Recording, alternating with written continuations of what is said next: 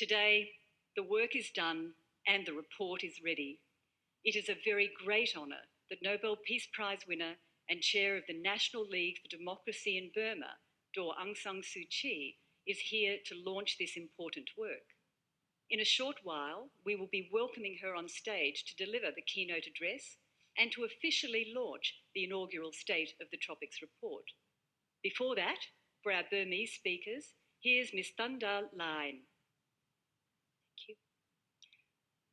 ကြွရောက်လာကြသောဂုဏ်တည်ရှိလူကြီးမင်းများနဲ့ဧည့်သည်တော်များအပေါင်းကျမတို့မြန်မာနိုင်ငံမှာဒီမိုကရေစီစနစ်ဖော်ဆောင်နိုင်ရေးအတွက်သူမရဲ့ကြမ်းမဖက်ငြိမ်းချမ်းစွာကြိုးပမ်းမှုများကြောင့်နိုင်ငံတကာအတူယူလေးစားရတဲ့မြန်မာလူထုခေါင်းဆောင်တူဖြစ်သူအမျိုးသားဒီမိုကရေစီအဖွဲ့ချုပ်ရဲ့ပူးတွဲတည်ထောင်သူဖြစ်လက်ရှိဥက္ကဋ္ဌတူလည်းဖြစ်တဲ့ Nobel ငြိမ်းချမ်းရေးဆုရှင်ဒေါ်အောင်ဆန်းစုကြည်ကိုဒီကနေ့အခမ်းအနားရဲ့အမှားစကားပြောကြားပေးရန်အတွက်စင်မြင့်မော်သို့ကြွရောက်ပါရန်လေးစားစွာဖိတ်ကြားအပ်ပါတယ်ရှင် Please join me in welcoming Aung San Suu Kyi.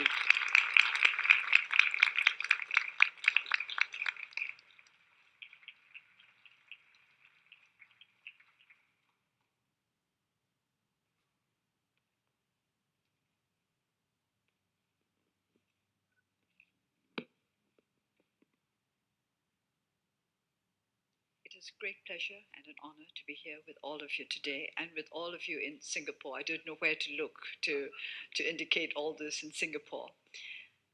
It's an honor, and it's also fills me with a sense of great humility because I know so little about the tropics.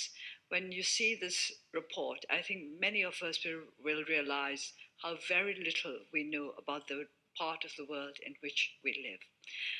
There's many statistics that I could quote, but I think Professor Harding has voiced the most important ones, that about 40% of the population of the world lives in this area, that about 80 to 90% of the biodiversity of the world can be found in this area, and that there will be more and more children growing up in our part of the world.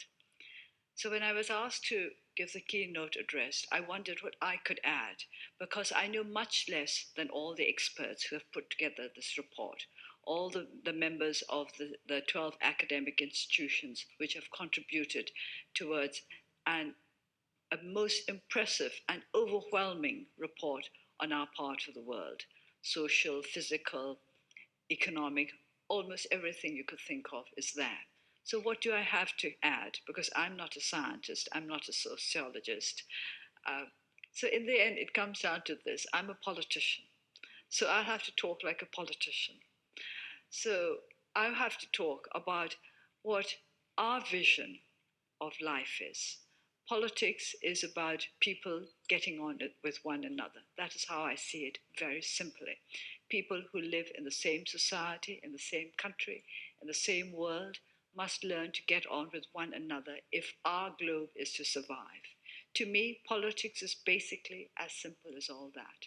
For our country to progress and for the world to progress, our view of politics has to be the right one, and it has to fit into the context of all the other aspects of our world. So I would like to ask a very simple question of those who have put together this report and all those who are going to be making use of this report. How is the information that has been made available to us going to help us to enhance the lives of the peoples of this globe? That is the only question that I can put to you, and that is the only contribution I can make, because all the other facts that are in the report speak for themselves and are there to be worked on by those who are interested in particular sectors of the tropics.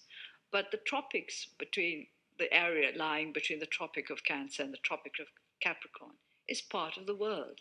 In a way, we could call it the belt of the world. It's going around the world.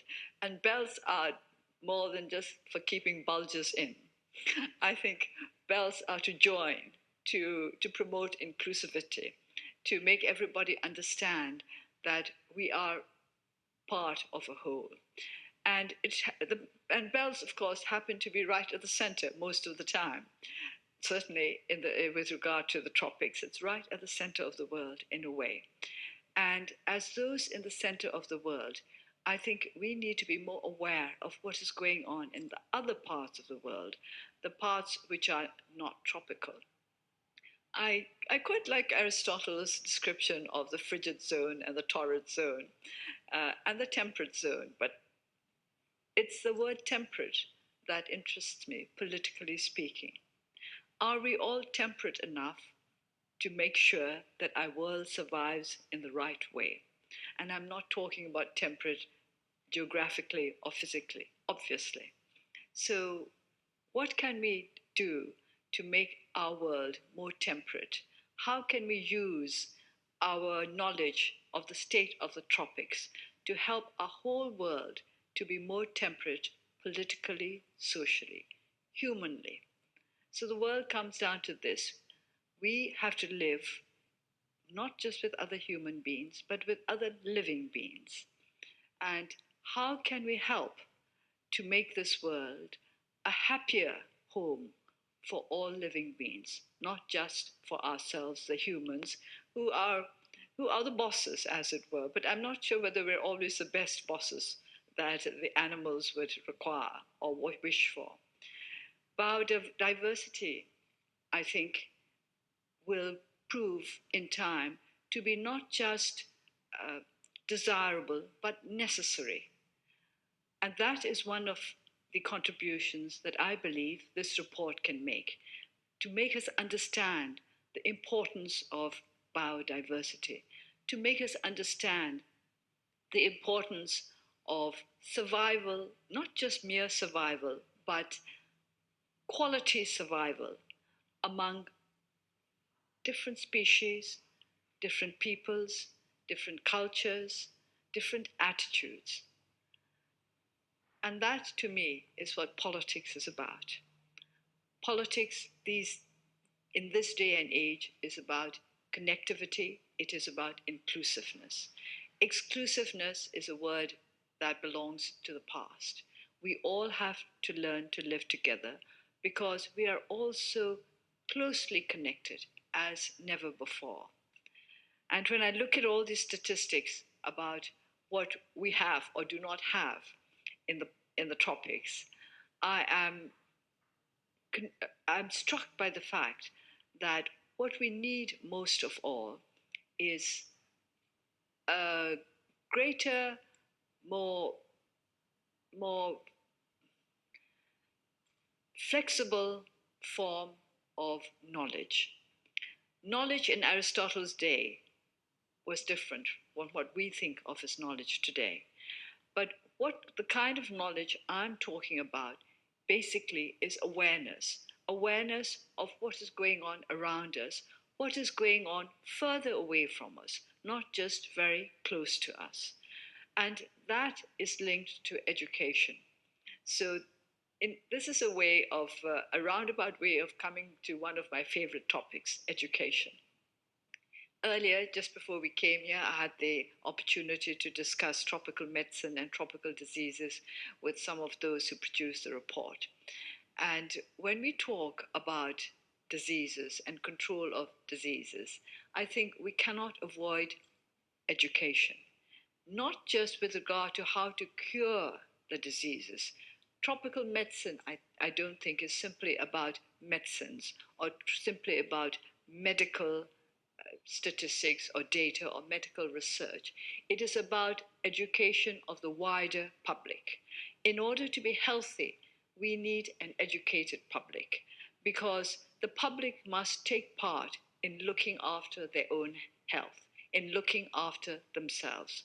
We discussed the matter of malaria, but another disease that I think is very, very closely linked to education, general education, is tuberculosis.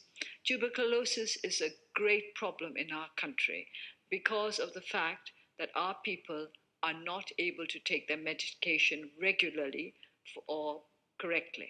Two reasons. Sometimes one is the availability or not of the drugs, And secondly, is how well the people understand how they are supposed to take the drugs. So it's education, as well as, of course, finances. Now, the tropics include some of the poorest countries in the world. There is no doubt about the fact that affluence is important to a certain extent. Without the necessary means, without the necessary resources, we will not be able to look after the health or the education of our people. So everything is linked together: health, education, economics, and everything should be linked together. As we progress more and more technologically, scientifically, I wonder whether we are progressing quickly enough along spiritual and intellectual, in a very broad sense, lines, whether we are becoming not just a more competent race, I mean the human race, or are we also becoming a more a more likable race, a race that is more likely to be good to one another, a race that is more uh, suited to be to take over the guardianship of the world. Because whether we like it or not, it's human beings who have to look after the world. The other living animals are not in a position to do so. We have the responsibility and the opportunity to look after the rest of the world. So, starting with the tropics, how do we look after ourselves? First, we have to know about ourselves. We have to understand ourselves if we are to look after ourselves properly. I was taught as a young student by my French teacher that this was the most important thing. She asked me a question. She said, "If I'm to teach John Latin, what must I know first?" I thought, now, Latin. And of course, she said, "No, John. Unless you know John, you will not be able to teach him Latin." So, if we want to progress, we have to know ourselves for what we are. And we have to know ourselves from every aspect, from as many aspects as we possibly can. So, if for us in the tropics to know ourselves, we have to know about the other zones as well, about those beyond the tropics. We cannot limit ourselves to the tropics. We are a center of the world, and I'm saying I mean this in a geographical sense. I'm not trying to say that we are better than everybody else or more important, but geographically we are at the center of the world, and so we have to know about those beyond our borders, and we want all of those beyond our borders to become part of what we are trying to do, which I believe, from looking very quickly through the report, I have to confess that I haven't been through it line by line or word by word, but I think uh, the report aims at making the best of what there is, building on what we have already achieved, and going on to better places and better peoples and better situations for everybody. So I would like the tropics to be an area that invites everybody to come together, not just to help us, but to use us if necessary in order to help the rest of the world. Of course, a richer part of the globe may question, what do we have to give them? But I think if you read the report, you will no longer ask this question. There is a lot that the tropics have to give to the rest of the world, and of course that there's a lot that the rest of the world has to give to us. So when we talk about the state of the tropics, I hope that eventually we are all talking about the state of this world, not just about one particular area, and that whatever we learn through this report, we will be able to use not just to enhance the lives of human beings and other living beings in this area, but in the whole world. So that is what politics is about. This is what I believe, that politics is about improving the lives of all those who come within its its area of influence. And its area of influence is the whole world. Speaking as a politician, I would like to say that we depend a lot on our scientists, our sociologists, our academics to help us to see the way forward better and clearer. But we would also like to remind them to be more open in their vision, in their view of where we should be going. Sometimes, because specialists are so good at their own specialities, they lose track of other disciplines, of other needs, of other specialities, which may be as special to some others as theirs is to them. So if we go forward together in the understanding that we will help one another to know more, not only that, but to use our knowledge in a more intelligent, in a more caring way. So before I suppose I have to pronounce towards the end the official launching of the report, I would like to say that the key word of my keynote address for me is care. That's why I've kept it until last. A more caring world.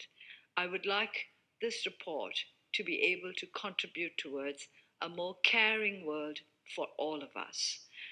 And there is so much that we can learn from this report to make us better carers, to care for our environment, to care for one another, to care for those who are different from us, and to understand that those who are different from us are just as worthy of care as we are.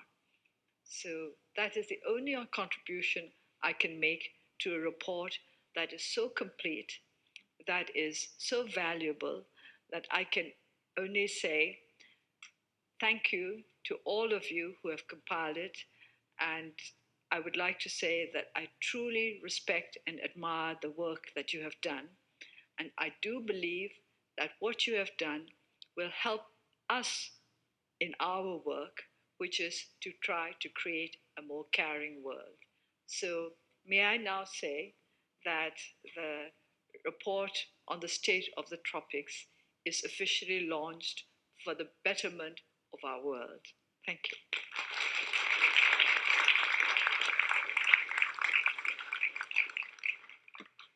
Many thanks to Distinguished Nobel Laureate Aung San Suu Kyi for launching the inaugural State of the Tropics report with such wonderful words of inspiration. Thank you very much.